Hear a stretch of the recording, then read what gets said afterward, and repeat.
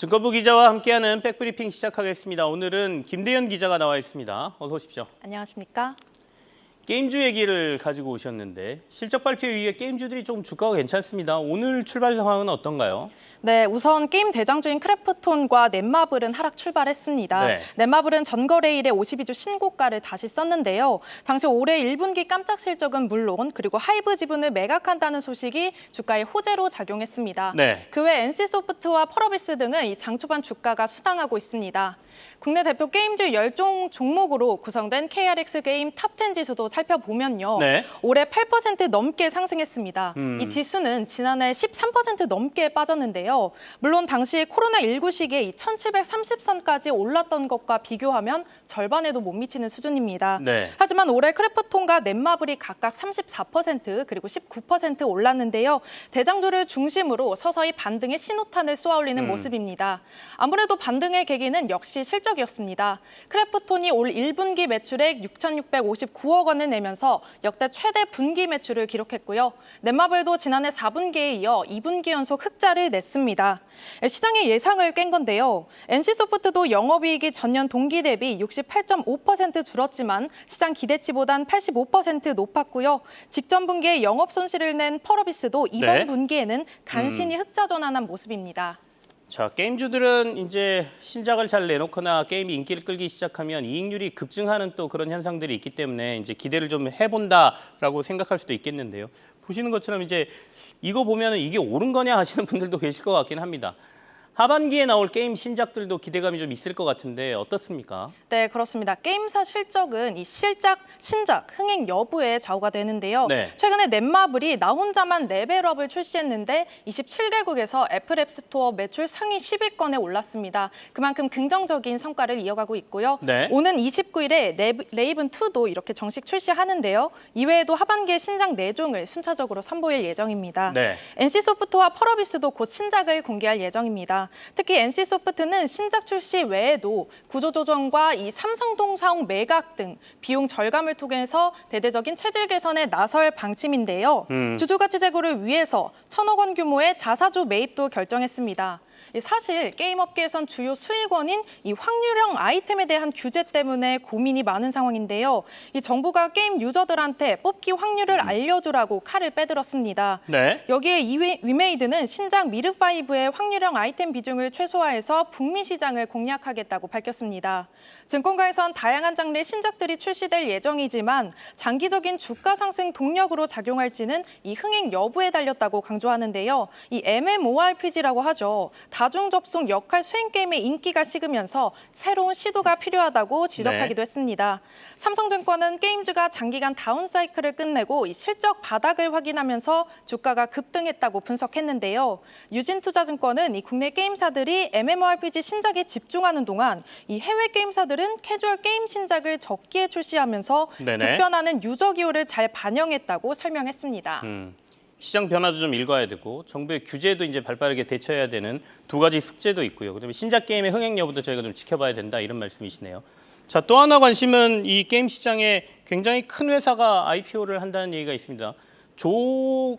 가치 평가가 1조가 넘는다라는 얘기가 나오던데요. 어느 정도입니까? 네, 맞습니다. 시프트업이 지난 10일에 코스피 상장 네. 예비 심사를 통과했습니다. 시프트업은 승리의 여신 니케가 흥행하면서 유니콘에 등극했는데요. 이 지난달에 출시한 스텔라 블레이드도 일본에서 주간 판매량 1위를 기록하기도 했습니다. 시프트업은 지난해 매출 1,686억 원, 그리고 영업이익 1,111억 원을 이렇게 벌어들였고요. 네. 각각 전년 대비 155%, 그리고 508%가 늘었습니다. 이 지난해 위메이드가 보유 지분을 매각할 때 기업 가치를 2조 원으로 평가했는데요. 네. 스텔라 블레이드까지 연달아 성공하면서 업계에서는 기업 가치가 3조 원까지 늘어날 것으로 관측하고 있습니다. 네, 앞으로 시프트업은 증권 신고서를 제출하고 기관 투자자 수요 예측 그리고 일반 청약을 진행할 예정인데요. 네. NH투자증권과 한국투자증권에 이어서 JP모건까지 추가로 주관사로 선정했습니다. 그리고 코스닥을 거치지 않고 이 코스피로 직상장하는데요. 게임사 중에서는 넷마블과 크래프톤 다음으로 역대 세 번째라는 점도 기대주로 꼽히는 요인입니다.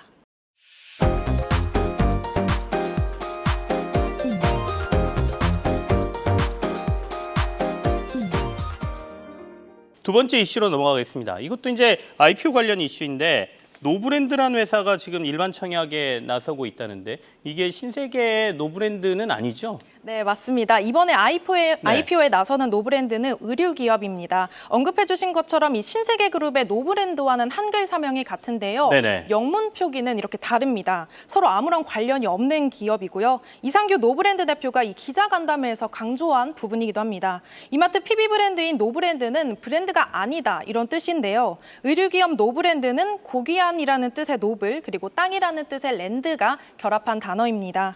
이 창립 시기를 보면 이마트보다 20년 먼저 생겨났는데요. 네. 실제로 노브랜드와 이마트는 상표권 분쟁을 겪기도 했습니다. 이때 이마트가 이 패션 그리고 섬유 분야에서는 노브랜드 이름을 쓰지 않겠다 이렇게 합의했는데요. 그럼 노브랜드가 어떤 기업인지 설명드리면요. 네. 글로벌 패션 브랜드의 의류 제품을 직접 디자인하고 제작해서 수출하는 이 디자인 플랫폼 하우스입니다. 생산과 디자인, 기획이 이렇게 합쳐진 구조인데요.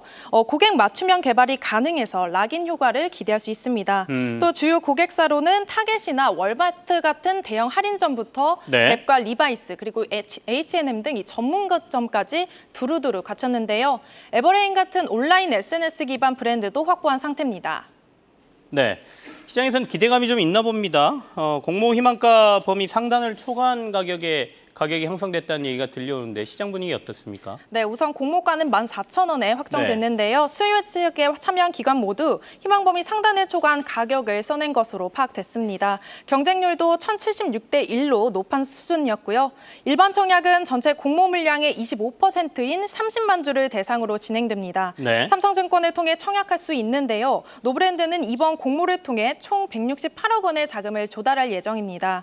신규 공장에 투자해서 이 생산력을 높이는 데 사용할 계획입니다. 상장 후 예상 시가총액은 1,146억 원입니다. 네. 이 청약에 나서기 전에 실적을 살펴봐야 할 텐데요. 지난해 매출 4,591억 원, 그리고 영업이익은 105억 원을 기록했습니다. 네. 지난 2022년까지 이렇게 꾸준히 성장하다가 지난해는 주춤한 모습이고요. 좀 꺾였네요. 네, 맞습니다. 특히 지난해 당기 순이익이 8억 원인 점도 고려하셔야겠습니다.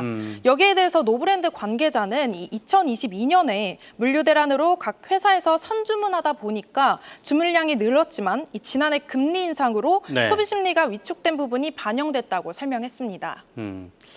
이제 투자자들 입장에서는 처음 들어오는 기업들은 기관 투자자들이 의무 보유 확약 이게 굉장히 중요한데 거의 대부분 확약을 안 했다는 얘기도 있어요.